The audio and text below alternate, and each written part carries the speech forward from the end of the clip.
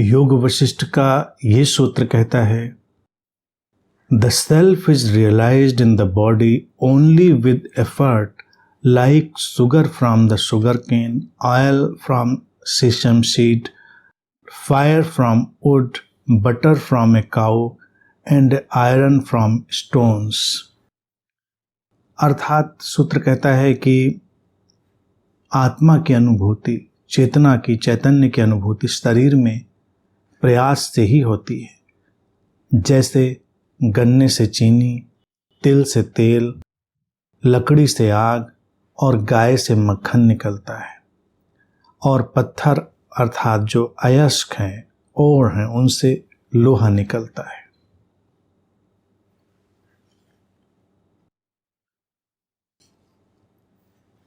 आत्म की अनुभूति, चैतन्य की अनुभूति प्रयास से ही होती है। सूत्र ने इधर इशारा किया और बड़ा सुंदर इशारा किया कि ये प्रयास भी निष्प्रयासता का एक हिस्सा है। गन्ने में मिठास है, चीनी है उसमें मिठास के रूप में, और भी जितने उदाहरण हैं। जैसे लकड़ी से आग इसलिए कहा कि लकड़ी को रगड़िए, दो लकड़ियों को आपस में तो आग जल जाएगी। और हम जमीन में तमाम धातुएं हैं, लोहे का जिक्र किया है, कोई भी धातु हो सकती है, कोई भी पदार्थ हो सकता है। हम खनन करेंगे तो उसको भी निकाल लेंगे। गाय से घी, अब घी, गाय को देखा तो गाय में घी थोड़ा ही दिख रहा है कहीं हमको, कि गाय के अंदर कोई हमको MRI करेंगे तो इस घी नज़र आ जाएगा। किसी स्कैन में घी नज़र नहीं आएगा गाय में, लेकिन वो एक प्रक्रिया है। उस प्रक्रिया के बाद घी का निर्माण हो जाता है।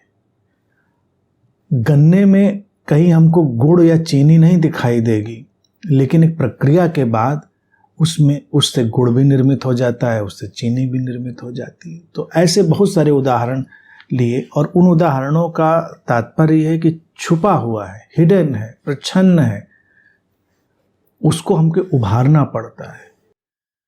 तो यहाँ पर बस थोड़ा सा प्रयास, वही प्रयास जिसको हम प्रयास रहित प्रयास कहते हैं, एफर्टलेस एफर्ट, उतना करना पड़ता है। और वो एफर्टलेस एफर्ट है फोकस शिफ्ट का। वो फोकस शिफ्ट ही साधना है। घी निकालने के लिए, मक्खन निकालने के लिए तो हमको बहुत प्रयास करने पड़ते हैं। दूध से दही, दही से मक्खन, मक्खन से घी, और बाकी जितनी प्रक्रियाएं लिखी उनमें बहुत प्रयास शामिल हैं। लेकिन इस शरीर में जब हम उस आत्म की, उस चैतन्य की अनुभूति को उपलब्ध होते हैं, तो सूत्र कहता है वो बिना प्रयास के नहीं होगा, उसके लिए प्रयास करना पड़ेगा। उसके लिए प्रयास क्या होगा? मनन, विमर्श, देखना, जागरूकता, सजगता, जीवन के गहरे विश्लेषण, अन्वेषण की एक प्रवृत्ति। हम जीवन को उड़ते उड़ते देखते हैं, हम जीवन को देखना नहीं चाहते ठीक से। ठहर कर जीवन को देखना, और तब हमारे भीतर से उस आत्म की जो अनुभूति है या उसका प्रकटीकरण है वो हो जाता है। ठहराव चाहिए। इसके लिए बाहर की यात्राओं का बंद हो जाना आवश्यक होता है। प्रयास ऐसे कोई प्रयास नहीं है जैसे ऐसे सूत्रों से लोगों को ये भी भ्रम हुआ कि हम क्या बहुत ज़्यादा साधना करेंगे तो हमको अनुभूति हो जाएगी। भाई लकड़ी को अगर उससे आग निकालनी है तो हम बहुत प्रयास से रगड़ते हैं, आग निकल आती है। जमीन से हमको लोहा सोना सब निकालना हो तो कितनी खुदाई करते हैं। तो क्या हम घंटों ध्यान करें, घंटों साधना करें, घंटों तरह तरह की चीज़ें करें और पूरा जीवन उसमें झोंक दें तो वो आत्म निकल कर आ जाएगा, वो अनुभूति निकल कर आ जाएगी? ऐसा भ्रम बहुत लोगों को रहा। तो कालांतर में लोगों ने उसको इस दृष्टि से अपने जीवन में डाला कि हम बहुत प्रयास कर रहे हैं, हम ध्यान के नाम पर बहुत समय लगा रहे हैं, बहुत श्रम लगा रहे हैं, लेकिन फिर भी वो निकलता नहीं। अनेक लोग हैं जो घंटों लगा देते हैं, वर्षों लगा देते हैं अपने अपनी जो भी साधना उनको उपलब्ध होती है उसमें, लेकिन फिर भी वो वहीं के वहीं रह जाते हैं। क्यों? क्योंकि फोकस शिफ्ट नहीं होता। ये फोकस शिफ्ट होने का बात है, शिफ्ट इन कॉन्शियसनेस है। ये हमारे भीतर की एक बदलती हुई व्यवस्था का ढंग है। वो प्रयास, जैसे छोटे से वाक्य में इसको समझें बहुत सरलता से, ऑक्युपाइड से अनऑक्युपाइड होने का प्रयास। प्रयास तो है लेकिन वस्तुतः वो प्रयास नहीं है। जैसे हमारी मुट्ठी बंद हो तो हम कहें कि अरे इस मुट्ठी में जो छुपा है वो देखने के लिए उसको खोलने का प्रयास तो करना पड़ेगा, तो हम खोलेंगे, लेकिन ये खोलना वस्तुतः प्रयास नहीं है। जो प्रयास बंद करने में लगा था उस प्रयास को छोड़ देना है, तो ये मुट्ठी खुल जाएगी।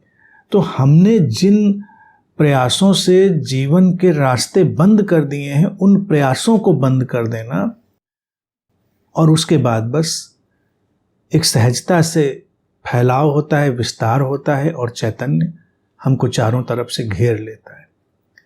मुख्य समस्या यहाँ पर व्यस्तता और अव्यस्तता की है। ऑक्युपाइड माइंड और अनऑक्युपाइड माइंड, एक व्यस्त मन और एक अव्यस्त मन।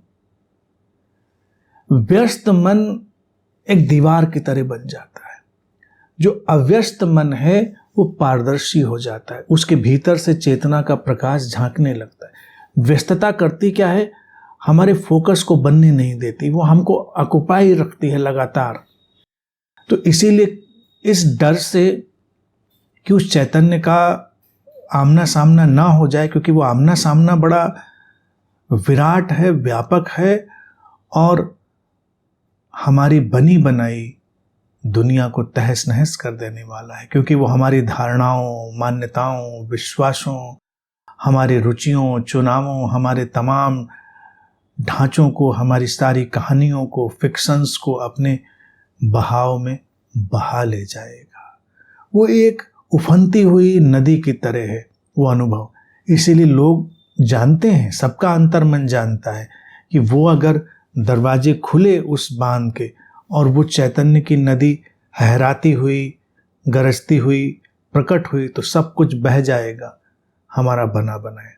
अब बह जाने के बाद वो बचेगा क्या, इसका वो जानते नहीं कि क्या बचेगा। जो बचता है वो अति सुंदर होता है और वही वास्तविक होता है। लेकिन हम अवास्तविक के साथ इस तरह से अटक गए होते अनरियल के साथ कि रियल से रिश्ता बनाना भी हमारे लिए भारी पड़ जाता है। इसीलिए जीवन में देखेंगे बहुत सारे लोग होते हैं जो हल्के लोग होते हैं, शैलो लोग होते हैं, वो कभी गहरे रिश्ते भी नहीं बनाते। वो रिश्ते भी उथले बनाते हैं, हल्के बनाते हैं, शैलो बनाते हैं, क्योंकि गहरा रिश्ता हमारे व्यक्तित्व को सोख लेता है।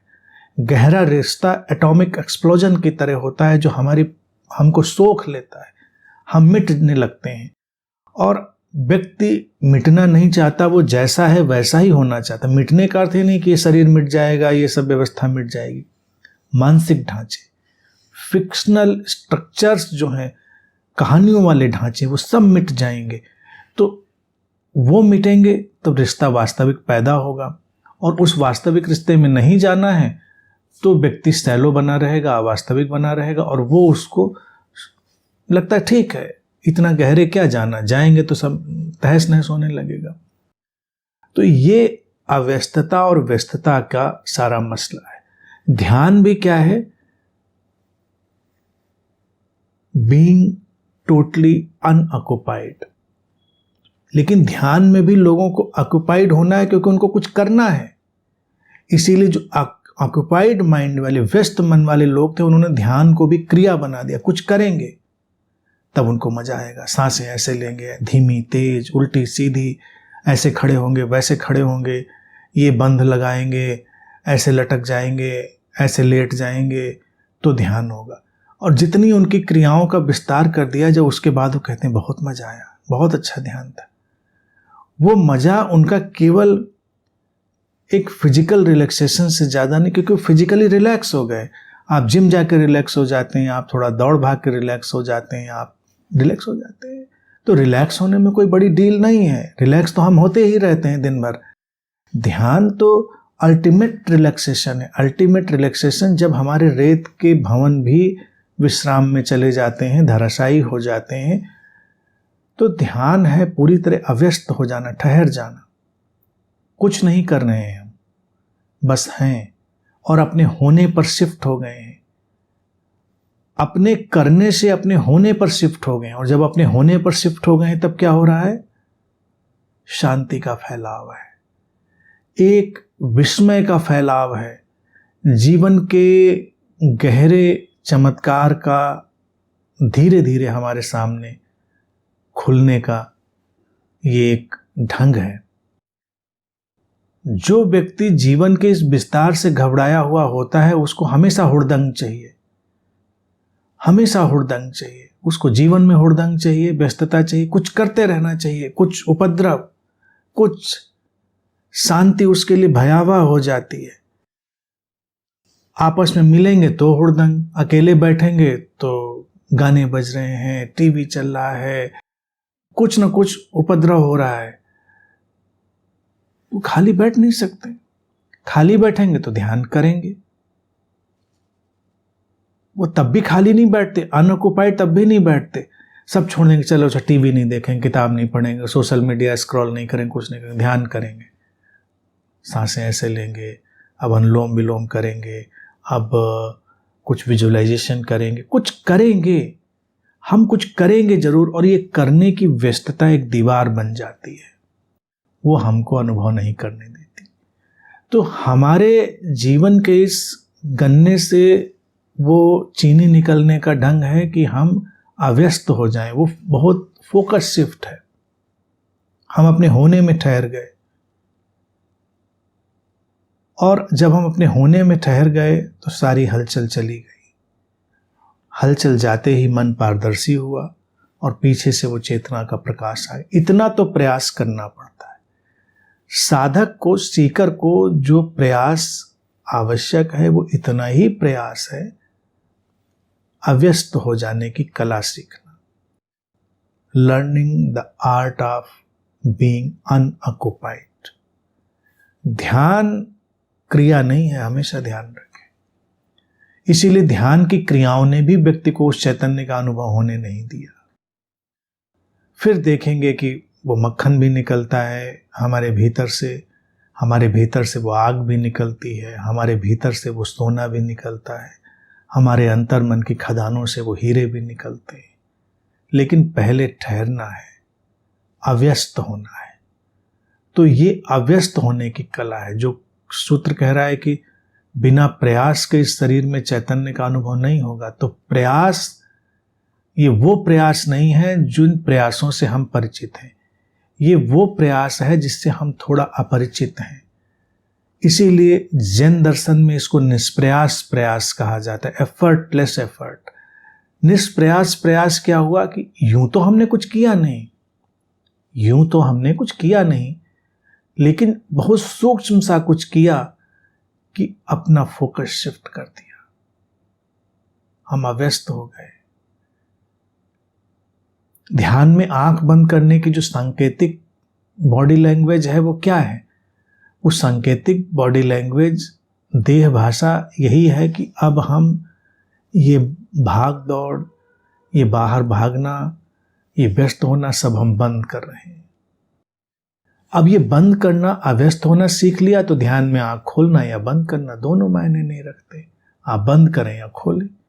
लेकिन अगर आप ऑक्युपाइड रहते हैं तो मुश्किल है। इसीलिए साधकों को कुछ चाहिए होता है। कुछ चैंटिंग कर रहे हैं, कुछ सुमिरन कर रहे हैं, कुछ कर रहे हैं, दे आर डूइंग समथिंग, कुछ ना कुछ। और कुछ करना ही उपद्रव है। यहां जिस करने की ओर इशारा है वो न करने जैसा करना है। वो जैन का निष्प्रयास प्रयास है। Simply shift of focus, being unoccupied, अव्यस्त हो जाना। और फिर चैतन्य तो है ही है पीछे, बस वो अपारदर्शी मन के कारण सामने नहीं आ रहा था। जैसे कांच काला हो गया हो तो पीछे से रोशनी नहीं आती, कांच साफ हो गया, प्रकाश प्रकट हो गया, चैतन्य प्रकट हो गया जीवन में। इतना सरल है लेकिन इतनी सरलता में जाने में ही व्यक्ति घबराया रहता है पूरे जीवन भर।